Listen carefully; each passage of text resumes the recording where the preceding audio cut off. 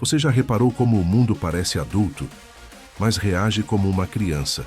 Gritaria, tribos, brigas por identidade, necessidade constante de validação, medo de discordar, medo de perder espaço, medo de não pertencer.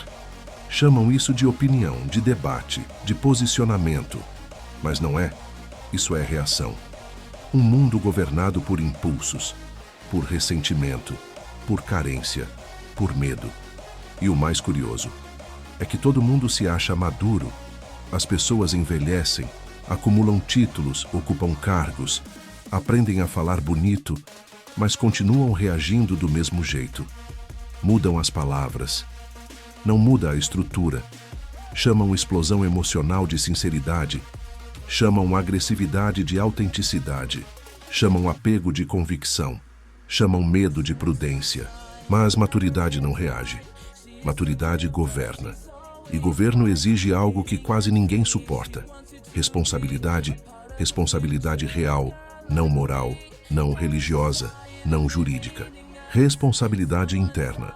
Porque enquanto alguém acredita que o problema está sempre fora, no outro, no sistema, no governo, na religião, na ciência, na ideologia, essa pessoa ainda não governa nada, ela apenas reage. O mundo atual não é caótico por falta de conhecimento, é caótico por excesso de imaturidade. Nunca tivemos tanta informação, tanta tecnologia, tanto poder, e nunca fomos tão infantis. Tudo vira ataque pessoal, tudo vira torcida, tudo vira guerra de narrativas, porque quando não existe governo interno, qualquer estímulo vira ameaça, e ameaça exige defesa, e defesa exige ataque. É assim que crianças funcionam.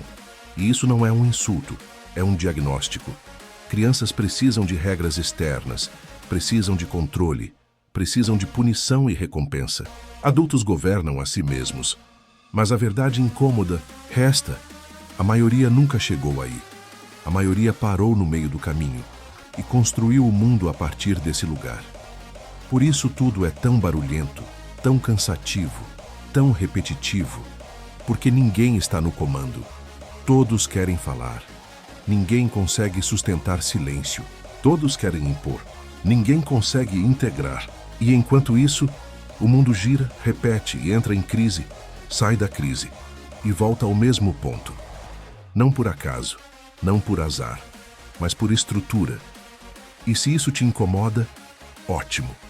Porque o incômodo é o primeiro sinal de que talvez, só talvez, você esteja pronto para algo além da reação. No próximo bloco, a pergunta deixa de ser social e passa a ser estrutural.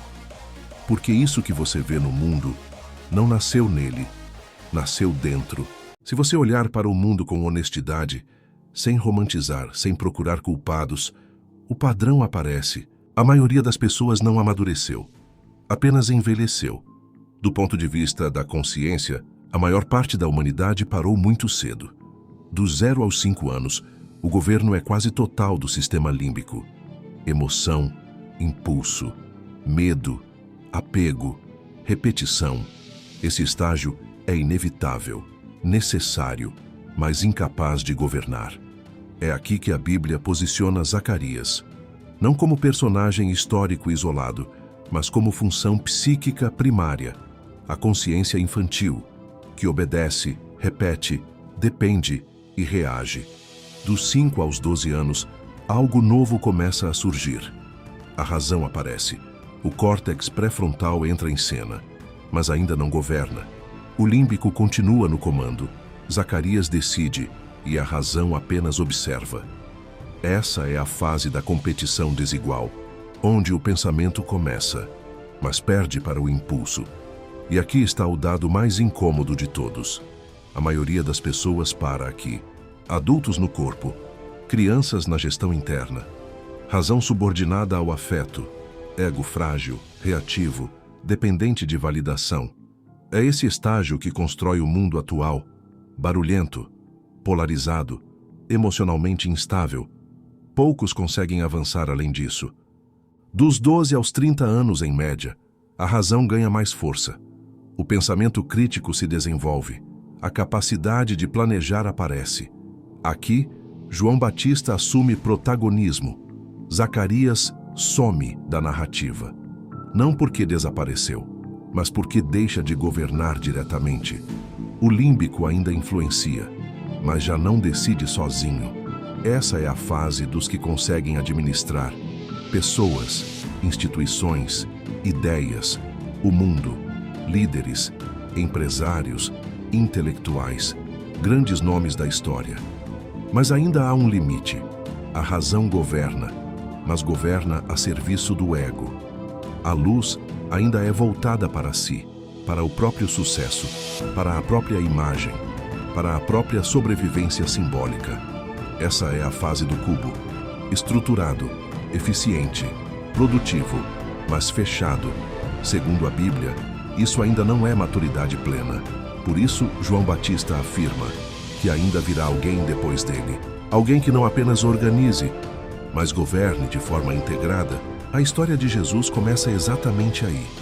Não como moral, não como milagre, não como religião, mas como símbolo da fase que ainda não foi fixada. A fase em que o eixo de governo se estabiliza, onde o córtex pré-frontal governa integrando emoção, corpo, afeto, razão, sem repressão, sem negação, sem fragmentação. A Bíblia chama isso de Pentecostes, não um evento mágico externo, mas a fixação do governo interno. Até hoje, ninguém sustentou isso de forma permanente.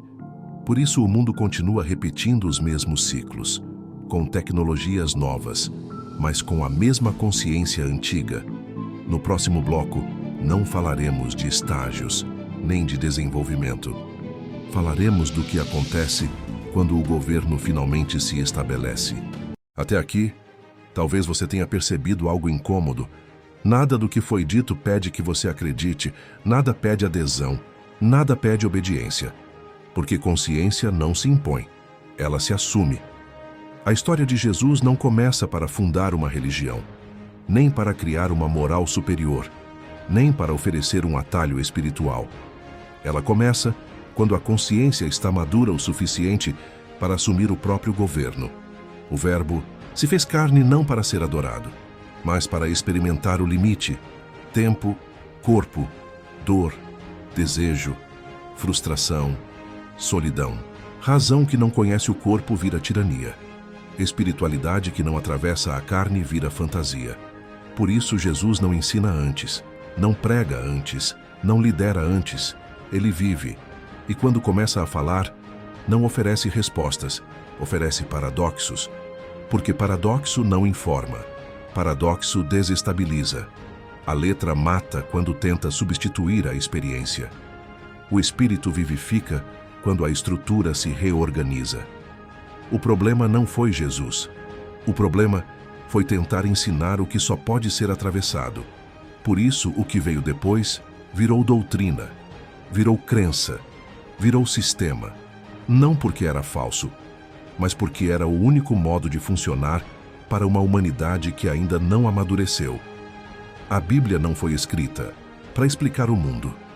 Ela foi escrita para expor a consciência. E quando a consciência é exposta, não há mais onde se esconder. Ou você governa a si mesmo, ou continuará reagindo, ou integra, ou repete, ou amadurece, ou transfere o controle. Esse não é o fim da série, é o fim da introdução. O que vem depois não cabe em vídeo curto, nem em frase de efeito, nem em debate de internet. Está nos livros, nos fundamentos, no glossário, nas objeções, no trabalho silencioso de quem decide não permanecer na menoridade. Se você chegou até aqui, não é porque concordou, é porque suportou o incômodo. E isso já é um sinal. Para quem quiser seguir, o caminho está aberto. No site trilogiadaconsciência.com.br você encontra os fundamentos da proposta e o acesso aos 3 livros da Trilogia da Consciência. Aqui a série se encerra. A travessia não. Bem-vindo à Trilogia da Consciência.